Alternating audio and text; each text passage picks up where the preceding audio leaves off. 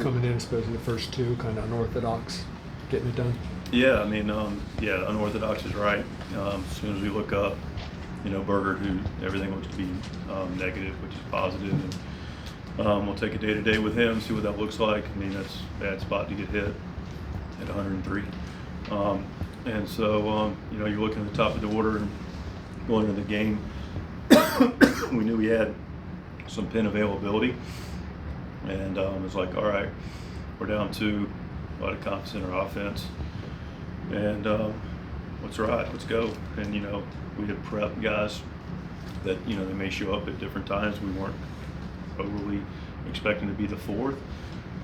Like you said, different places for guys, but the right places for guys, and they went and did their job. Super efficient. They were all fantastic. Stuff was electric from all of them, but going home, going out, different role like you mentioned.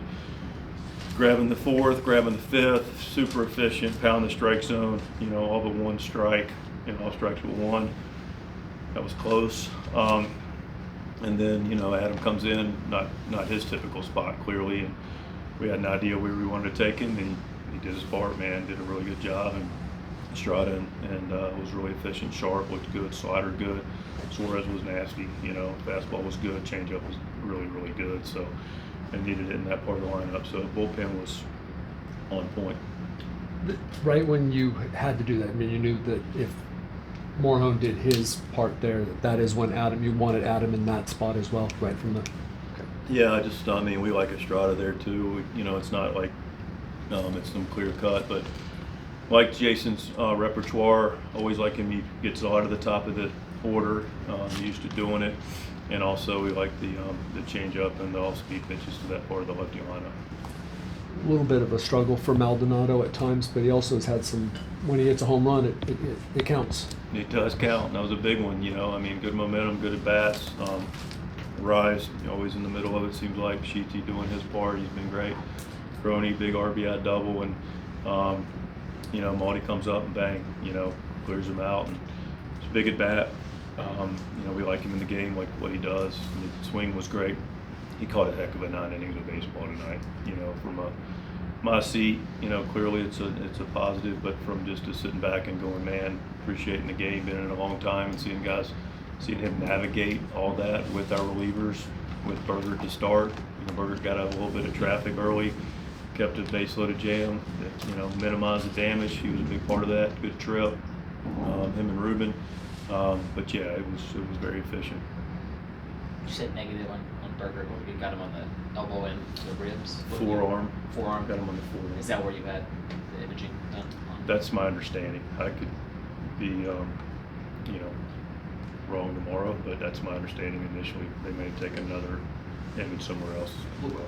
We talked earlier today about kind of how you have relied on your bullpen a lot during this stretch because of kind of who you had in the rotation and what you're trying to do with them. And obviously tonight is a very different circumstance, but to have relied on the bullpen as much as you have and kind of been able to use them to get through to where you are now toward the end of this stretch, what does that kind of say to what they've done in that stretch? Says a lot. There's a ton of respect for that group down there, and it's not just the back end of the bullpen, it's the bullpen in total, all 8 guys, and we've had a little bit of interchangeable parts. Clearly we got Owing back, and but we've been they take really good care of themselves. It's a group effort, and by that the players take the lead on what that looks like. But our medical team does a fantastic job with all our players on the recovery aspect. They're really smart. Ben Fritz does a tremendous job as our bullpen coach, navigating and making sure when they're up, they're being smart about their stress levels. We give them a heads up where they know they're going to pitch, which allows them to do their plyo work and get loose appropriately, which helps them mentally and physically. And then I do feel like we pass the ball around. I mean, again, guys are carrying a little bit more of the weight than maybe we would like in some instances, but we've also been really efficient. Innings are relative to workload clearly, but it's also the pitches they throw. We put them in, I think, pretty good spots when we have the ability to do that.